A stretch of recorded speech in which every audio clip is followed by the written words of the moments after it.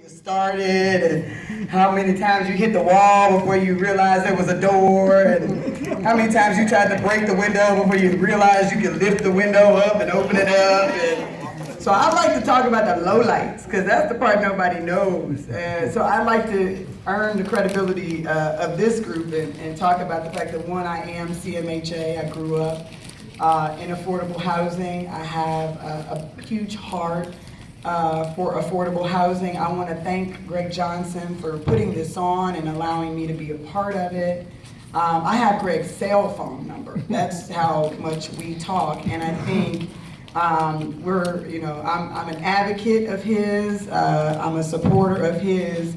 But as I say to him and to all of our affordable housing developers and managers, I'll be your most constructive critic when you screw up. And if you do well, I'll be your biggest cheerleader. You choose. You choose. It's gonna go one way or the other. We're gonna hold you to it. Oh, I have and I will continue to be. And I've got his cell phone number and I've got the cell phone numbers of a lot of other people, and I will call you. One time you were in an airport in DC and I called you and I said, Greg, what's happening? Something's happening. We need to talk. So I appreciate the fact that you always do answer. So I appreciate that. So I do want to talk to you about a few things. I usually try to keep it to 3. As I said, I grew up in affordable housing, raised by a grandmother who, after having raised 8 of her children, 2 of whom served honorably in the military, 1 who died in the Vietnam War. She worked her entire life as a hairdresser, was married to a man who retired from GE. She took on the responsibility of raising 4 of her grandchildren, and I was one of those 4, myself, my sister, and 2 of my cousins. My mother mentally ill, my father addicted to drugs and alcohol at the time. He's now more than 20 years recovered from both of those things, thank God. But when I was growing up, he was very much in the middle of what was a very fierce addiction struggle.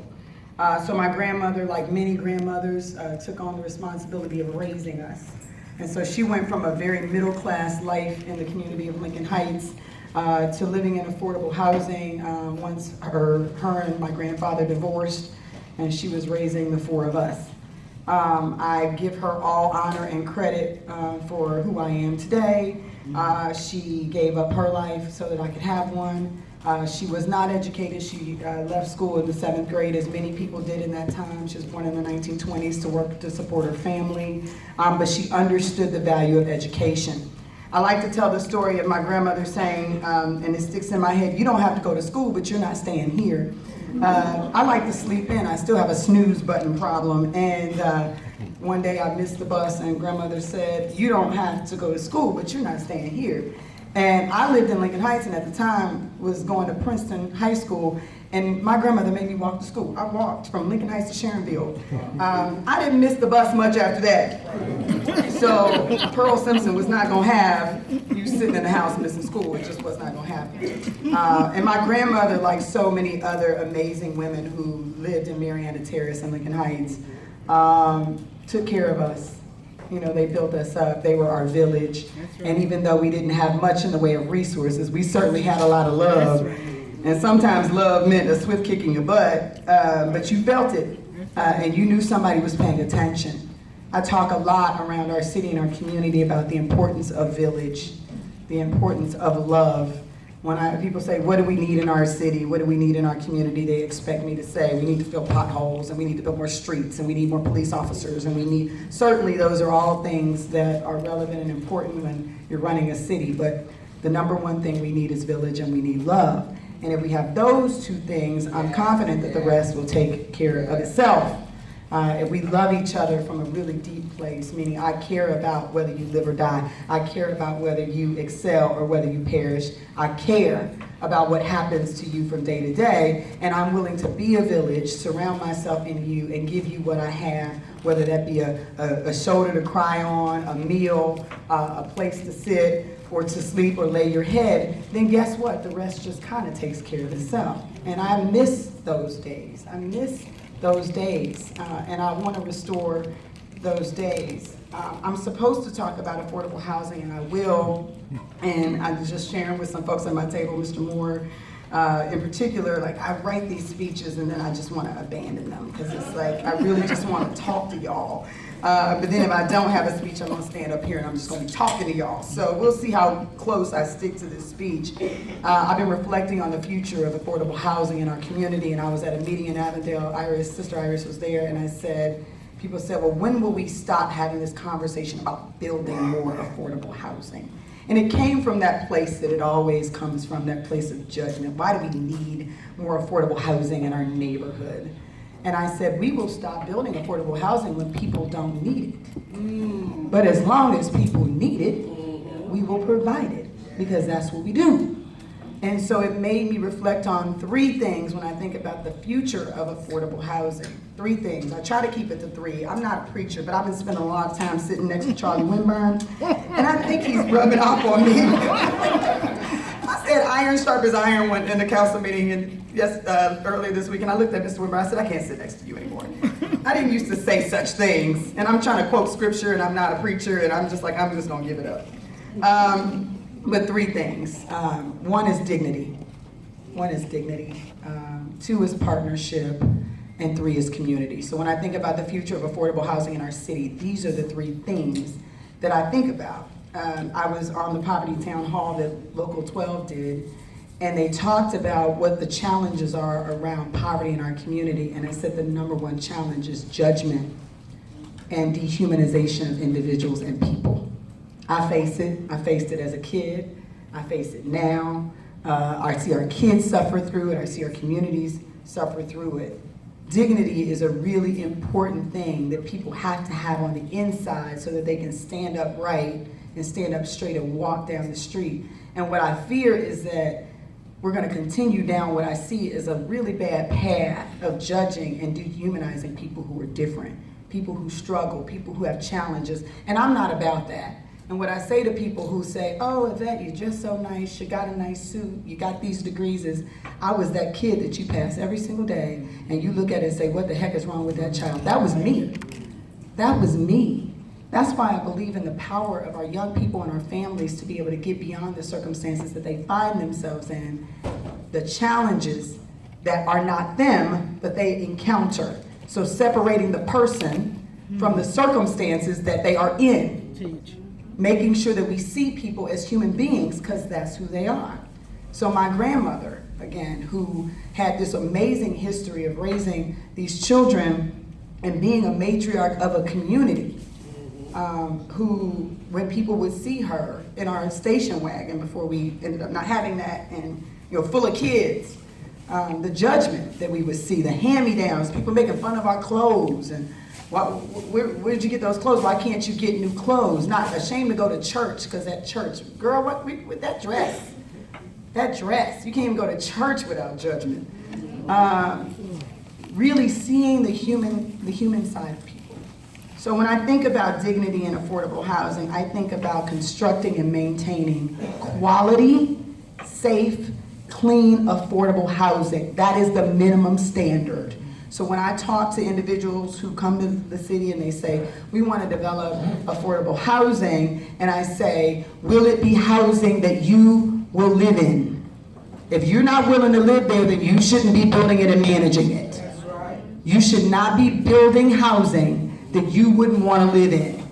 And don't come to me at the city asking for money to develop housing that you wouldn't live in. And so that's the struggle that we have right now in some parts of affordable housing development, is that individuals see it as an opportunity to get rich or make money, to get some housing credits, to get some, and then you're gonna build something shoddy, you're not gonna take care of it, and then you wonder what happened. You blame other people for what happened. Well, guess what? At your house, when the window breaks, do you fix it? In your house, when the stove goes out, do you fix it? In your house, when the lawn needs to be mowed, do you mow it? So help me understand how you wouldn't maintain a property that you own the way that you also maintain your own space. And so I think that's part of, and I'm way off now, way off. But you're on point. I knew I was gonna do it. So I wanna make sure that we do that. And part of that is what we've been talking about, this dignity thing. Getting to know the people who live in your community. People like my grandmother, people like me, right? These young people who are in these communities can and will can and will, and when I look at them in the eyes, I tell them that they can and they will grow up to be business owners and lawyers and scientists and doctors and maybe council members. Maybe. And mayors. And so, I'm ignoring you, Iris. Our children are people. Our families are people who deserve to be treated that way as human beings. And so, again, don't come to me unless you're prepared to build quality housing and maintain safe, clean housing for the individuals you are serving. And let's not forget that you are serving those people. You work for them. You get paid. You're not doing it out of the kindness of your heart. You get paid to do this. And so again, this is that part where I can be a constructive critic to the individuals who do this work. The second thing I want to talk about is partnership. So when we have individuals who are developing affordable housing come into our community, the other thing that I talk about is make sure you serve the people who you serve. So in the market rate space, that might look like we're gonna have tennis courts attached to the development, and we're gonna go to visit the casino, and we're gonna do all these other things, we're gonna have all these nice amenities. And that's certainly true in the affordable housing space too. I like tennis. Tennis is fun. I could learn to like croquet, if I can learn to say it. Right. But not that, I'm being flippant intentionally. It's the idea that you serve the people who are there. And there are individuals in affordable housing communities that have needs. And so how are you preparing, and this is my conversation that I have with individuals like Greg and others, and Greg's great, because we just keep having these conversations and he gets it. How do we make sure that the individuals that we're serving are being served? Are you providing career counseling in your development? Are you providing after-school tutoring for the children in your development? Are you providing counseling for individuals who need it in your community? Are you asking your community what it is that they need? Are you? Are you serving the individuals who pay your bills? Are you making sure your community is a community that takes care of the people who are in them? Do you? And I think that's the call, that's the expectation that we should have of anyone who is operating in this space. And it requires, and this is why I love that I was following the three dynamos up here. I don't even know how I got behind y'all, but I really didn't want to talk after I heard y'all talk. But the idea that part of what we should be doing is, one, taking care of the people who live in our community and giving them what they need, whatever that is. But number two, making sure that we give them the resources they need to be able to elevate beyond where they are. Is that too much to ask? I don't think so. I don't think so. And so part of that is working in partnership. I had a great conversation with the folks at CityLink. I go to Crossroads. I love the church. It's an amazing church. But again, I have to be a critic and I got to be a cheerleader. And I said, that building you got over on Bank Street is really nice. It's really nice. But if somebody gets to you, they've already eliminated at least 3 barriers. They got transportation, they can take the day off work, and they got daycare. 3. That means that they're probably already in a pretty stable situation to be able to do that. So go to them. Is that not like is that a novel thing that we get out of these beautiful buildings that we build for people to come to, and we go to where people are? I mean, I can tell you where they are. We know where they are. Go to them. That way you don't have to worry about, and I always talk about the bags that we carry. Everybody's got bags. And some people just have a lot of bags that we're carrying, and it's heavy. And the idea of me on a weekly basis, having to find daycare, having to take the day off work, which is gonna cost me, it's not free, right? And then having to get transportation down to you after doing all those things to come in and have a session with you, doesn't make any sense to me. And that doesn't mean that you don't have a building. It just means you get up and you get out of that building and you go to where people are. And it's the best way I've ever seen to serve people, is to go where they are. If I spend too much time in City Hall, then I'm not doing my job. I need to be out of that building. I need to know where people are. And I can tell you that once you build that trust relationship with people, they will open their door to you. Meaning they will say, you've got something that you want to give and you're going to be here? Okay, come on in. And I've been very successful, and I tell people, I say, Yvette, what do? We just having trouble reaching out to the community. Have you knocked on the door? Right. Have you come to someone's house? Have you said, here I am, what can I do for you today? Have you done any of that? And I think the partnership and we had a great partnership, we did this in Avondale after Karen was shot a couple of years ago, 4-year-old shot, not the most recent one, unfortunately, more than one, in fact you have to say that. But Karen was shot about 4 years ago outside of a building on the corner of Blair and Reading Road. And the parents were calling and saying, we're not letting our kids outside because we're scared our kids are gonna get shot. And it was a hot summer, like it was hot.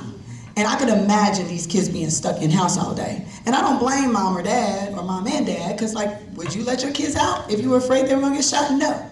So we started to work with the Boy Scouts and the Girl Scouts and said, can we get these kids to day camp? Is there a way for us to get these kids out so they can run around and have a good time and maybe try something new?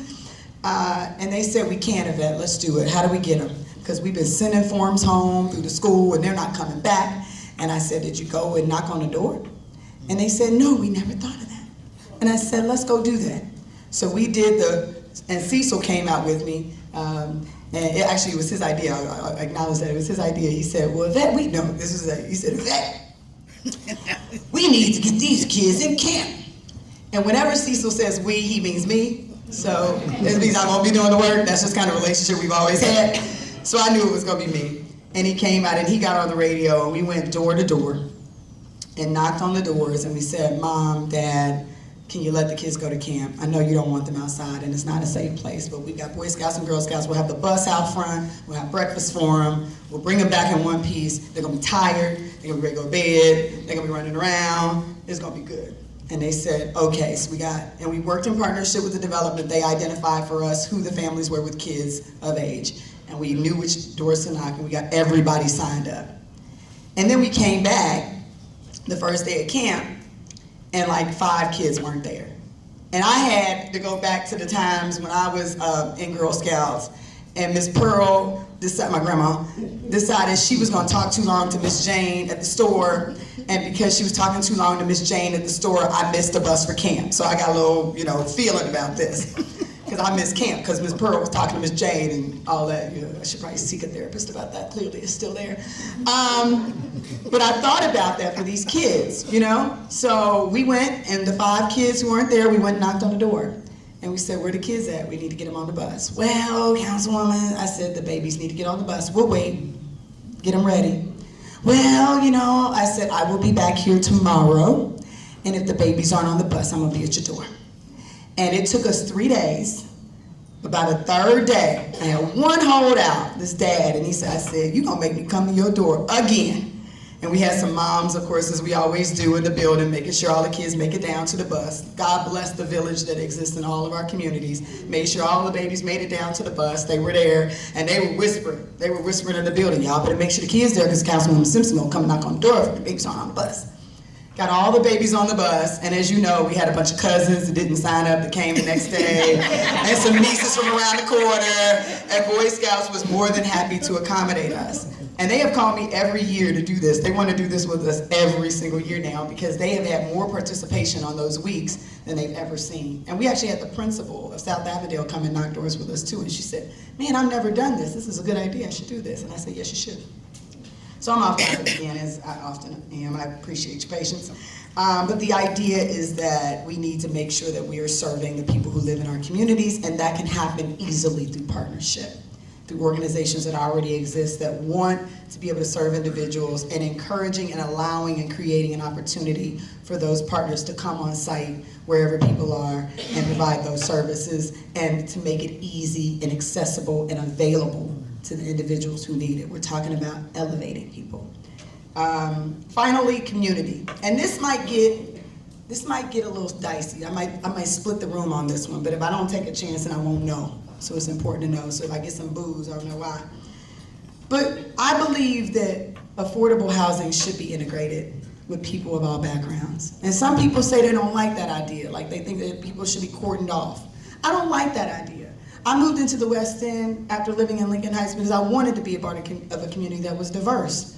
I want kids to walk by my front door on the way to school and be able to talk to them. I want them to see me get up and get ready for work. I want to be able to have opportunities to engage with them and create opportunities for them. I want to be able to support the kids who are dancing in my community or playing baseball in my community and for them to see me. I want to be a part of that.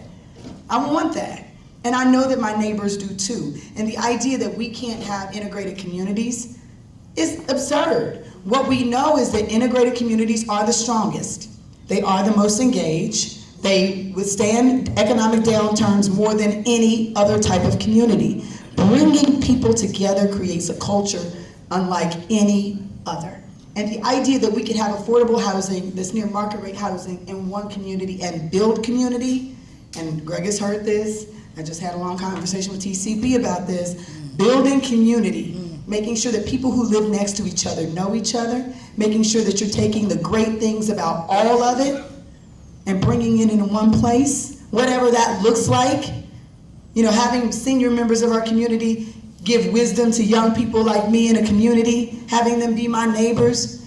I needed a recipe the other day for a peach cobbler because my grandmother never wrote anything down, and I wanted to make her peach cobbler, but I couldn't remember how to make it, and she never measured anything. She used her hand. And it was a member of the community, because I said it, who came and said, baby, let me give you my peach cobbler recipe. You need a little help. Let me help you out. And it turned out so well. I mean, it was good. I even had like 4 different ones so I could try it just in case I screwed it up. And that recipe worked. I mean, these are the types of things that when you build a community, building a community is what we want to do. And so we've got to allow people and encourage people who are different to live together. When I was growing up, I was in an affordable housing development that was next to several other affordable housing developments. But there were also homeowners and other individuals who were market rate who lived near me. For instance, Nikki Giovanni lived in my community. And I was a very curious kid. It was not unlike me to go and knock on Nikki Giovanni's door. In fact, I used to take her paper, because her paper boy used to always deliver the paper at the edge of the driveway rather than taking it to the door. So I would walk from where I lived all the way over to where Nikki Giovanni lived, and I would take her newspaper and I would knock on the door and I'd say, Miss Giovanni, here's your paper. And after a couple times, she let me in her house. And there were other members of our community. We had a house that was a rotunda house, and I was really curious about this house. Now, mind you, I hadn't lived to see. We grew up in an apartment. My first house ever living in is the one I have now. The only house I've ever known. And so I was really intrigued by this rotunda house, and I knock on the door and I'm like, can I see your house? Come on in, baby, you can see the house. And I think it expanded my worldview. I think it showed me what was possible. I think it encouraged me to believe that there was so much more that I could do. And I think that is a big part of why I am where I am. Why I have an appreciation for, why I don't let kids walk by my door without saying hello. If kids want to come in my house, they can come in my house. Why I want them to see me. Why sometimes they come and knock over my trash can and I got to go up and tell them that that doesn't belong to them. In love. How are you today? That's right. That trash can doesn't belong to you. Oh, let me pick it up. That's what they do. I'm sorry, let me pick it up. Or the kids that hang out around our air conditioning unit. Do you know Keith? Because you're hanging out behind this house. Oh yeah, I know Keith. What's Keith's last name? Baby, you better go to school. Get up and go to school. I better not see you here when I come back in 5 minutes. That kind of community, that's the kind of community we should all want to live in. A community where we can get to know people who are different from us. And we can't have that if we continue to cordon off and not build affordable housing in places where everybody can live together. And I can tell you there are a lot of people who desire that kind of community. So that is the third part, and nobody threw a tomato, so I figure y'all either with me or y'all just giving me some grace. Either way, I appreciate it. You can leave me a note if you think that's absolutely wrong. So I'm gonna conclude by saying I think that the future of affordable housing in our community is strong and bright. Only if we do these 3 things. Only if we give people dignity, the dignity of having a house, having a residence where they can build memories, have a life, have experienced tragedy, laughter, good times, and a place that is quality, and a place where anybody would want to live. It's the minimum standard. I'm not accepting anything less than that. So don't come to me asking the city to support your development if you are not building any affordable housing where you wouldn't want to live. And I'm going to ask you to live in it. That's what I'm going to do. You live in the place you're constructing, and then you can come back and talk to me. Until you do that, you will not have the support from me. You can go and get somebody else, but not from me. So dignity.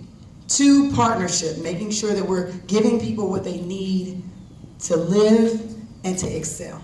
That's so important. And finally, community. Building strong, integrated communities where we can grow and share across many different diverse viewpoints and give us the best of what we've got to build strong, integrated communities that withstand the test of time, that are engaged, that are robust, that are productive. Thank you.